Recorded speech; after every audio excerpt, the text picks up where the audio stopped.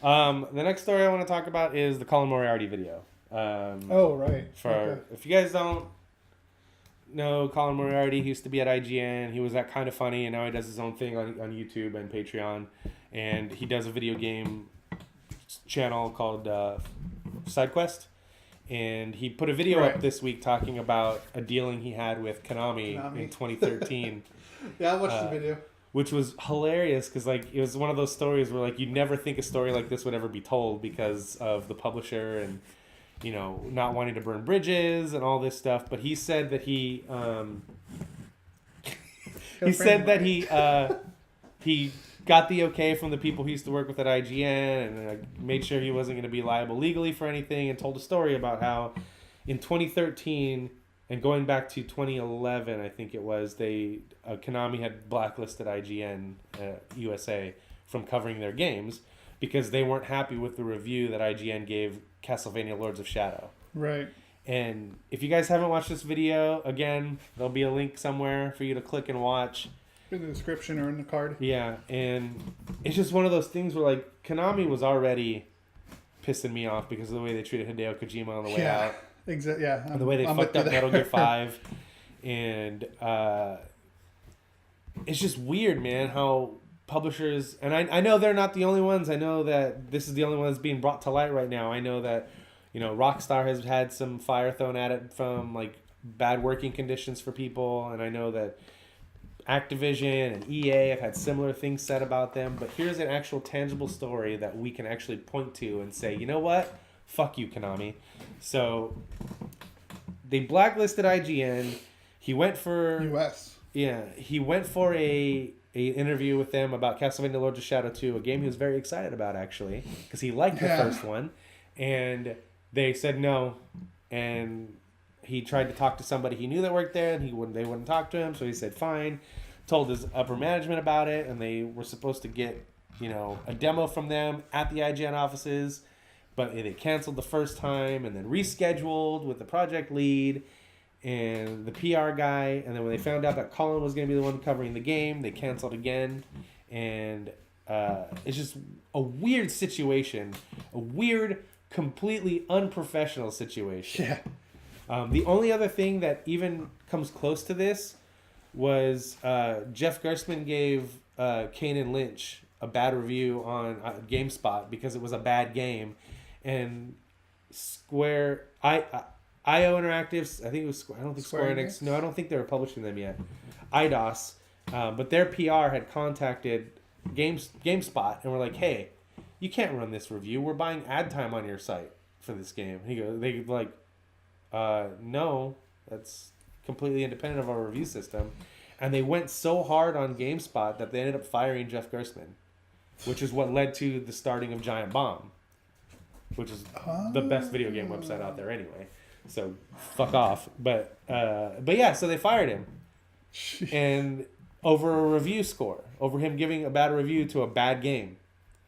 And it's just one of those weird things, man. Yeah, like, how can you get away with that shit? And they called it out, and like, so at one point, CBS, which was owned GameSpot at the time, purchased Giant Bomb.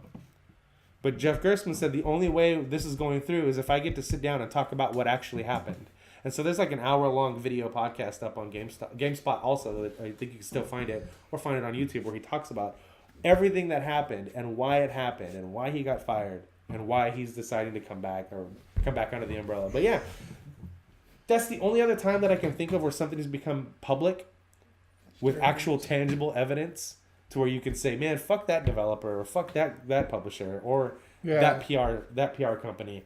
And it got to a point where, like, you and I are playing those My Vegas games to earn rewards points. And I told you, I said, I'm deleting the Konami one. And you asked me why, and I sent you a link to the video. And you're like, okay, yeah, that makes sense. I feel kind of dirty, but I want those damn points. I'm not playing it. I don't care. I'm not playing the Konami one. It's gone. Yeah, when I watched this video, I was like, well, like, first of all, bravo for him finally talking about it, or being able to talk about it. Right. But yeah, it just painted Konami in such a bad way. They've been a dumpster fire for like the last decade, and it's finally coming out. It sucks because there's so many games that they put out that I really enjoy, and like watching this and how unprofessional they are, it's like, I don't know if I could buy a game from them again. Don't worry, they're not making any more games anyway. The last game that is coming out right now is that Metal Gear Survive game, which is just using all the assets from Metal Gear. Really? But Yeah, I just heard about that. And people are saying, this is a good game, this is a good game. I don't fucking care if it's a good game. One, it's not Metal Gear in any way, shape, or form. Two, Konami is never seeing another one of my dollars, ever. And yeah, so I don't really care about it. And sucks. Who's voicing... The Snake's not in it. It is not a Metal Gear game. No, it's just called Metal Gear, but it's not Metal Gear. I feel like for me, Metal Gear ended at 4. 4. The first 10 hours of Metal Gear Solid 5 Phantom Pain. Yes, RIP PT. Awesome, awesome. Yeah, which sucks. Yeah, again, PT or Silent Hill, like yeah, I love Silent Hill. Sad about that because it was so good. It was so good. But it wouldn't be the same if they made one now anyway. It wouldn't be. No, it's the same thing I was telling you guys a couple weeks ago about Burnout. If another Burnout got made, it wouldn't be the same. Nobody still works there. It wouldn't. It would be pointless. Whether it's not the same or not, I mean, you kind of have to like. Well, not with Konami, but right. Kind of almost just like at least play it out to see what happens. Demo it, right, for sure. What it is, at least maybe it's better. With Halo, when Bungie left and bought themselves back from Microsoft, and then 343 Industries took over the Halo games, I was real skeptical about Halo 4. Halo 4 actually ended up being a really fun game because they didn't try to change the formula. They made a Halo game, but they implemented their style to it. And I haven't played Halo 5 because I don't have an Xbox One, but I've heard that Halo 5 is actually a really good game. And I've done what they should have done with 4, essentially, is made it their own. So yeah, I'm all for giving people a chance, but I would never, if another Silent Hill got made, I would never go into it expecting it to be what I want Silent Hill to be. I would have to go in with an open mind because nobody works there anymore. Same with Burnout. If they made a new Burnout, I wouldn't go in with the same nostalgia I have for Burnout Paradise because it's a completely different team now. Nobody fucking works there anymore at Criterion. Nobody. Yeah. But yeah, fuck Konami. They're not getting any more of my money. Yeah. It really sucks though that shit like that went down. But as Wolf mentioned in the chat, Death Stranding. Is that what it's called? Yeah. Death Stranding. Yeah. I'm sorry. It's tiny letters trying to read. I'm in to check that out, man. That last trailer at least they we showed, got that from what happened with PT. We got something at least. That looks like a combination of Metal Gear and like a horror game also. Like I'm interested. My interest is peaked. Yeah. And I'm really looking forward to see what they produce. I'm sure we won't see that till 2020, if that. But yeah, I'm very curious to see how that thing goes. And the thing that I like that really has me excited for it, because I know what it can do, the engine they're running on is the same game engine that Guerrilla Games built for Horizon Zero Dawn. So that's what Death Stranding is running on. It's running on that engine. His engine? Yeah. No. Which engine? The one that Guerrilla made for Horizon. Oh. Yeah. Because he didn't get to take anything from Konami. That's Konami right, kept Fox you're engine. Right. That's right. But yeah. That's so fucked up. Yeah. But yeah, I know what that engine can do because I put 110 hours into Horizon and it gets me really excited. It looks great. It feels great. It plays great. It is objectively, technically, the best video game that was made last year, as well as my favorite. Gotta throw it in there. Yeah. Yes, I do. Horizon HZD, is that how you... Horizon Zero Dawn, okay. Yeah. Oh, not yeah. But I'm really excited about Death Stranding also. Fuck Konami. They'll never get any money from me ever again. Yeah. I'm done with them too. I won't even... Like that stupid slots game, I'm not playing those anymore. I always won on that fucking thing. I did. Yeah, I know. I got a thing from you sending me fucking coins the other day on Facebook after I told you. Oh, that's right. Yeah. And I was like, you don't fucking send me this, Rick. Come on, don't do that. I'm at 16,000. If you want me to go to Vegas, I gotta be playing that shit. I'm at 16,000 rewards points already, by the way. God, I'm not even close. You gotta keep playing, bro. Keep playing the pop slots. I have 20 million coins into pop slots right now. Anyway. See what happens. Last video game story, real quick.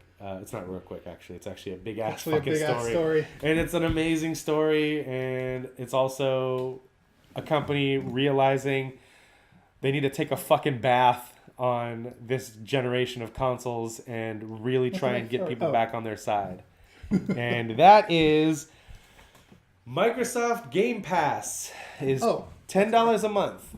And they were like, hey, there's some 360 games in here. There's some Xbox One games. It's Netflix for video games, essentially, is what they're going for.